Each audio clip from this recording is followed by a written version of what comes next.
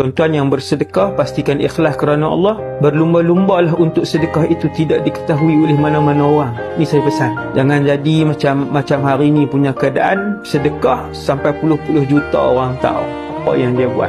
Rugi. Kalau tak perlu video, tak perlu video. Ada masa perlu gambar, betul. Sebab pembuktian kepada orang yang bersedekah, pada yayasan tersebut, perlu kadang-kadang perlu video. Tapi kalau setiap pergerakan kita buat baik, kita nak rakam, itu bukan sifat salafus salih. Saya ulang sekali lagi. Orang-orang salafus salih, mereka menyembunyikan kebaikan yang mereka buat. Seperti mana orang hari ini menyembunyikan aib dan maksiat yang mereka lakukan. Masya Allah. Beza, cara hidup beza. Orang hari ini berlumba-lumba untuk tunjuk kebaikan yang dia buat. Berlumba sebahagian orang.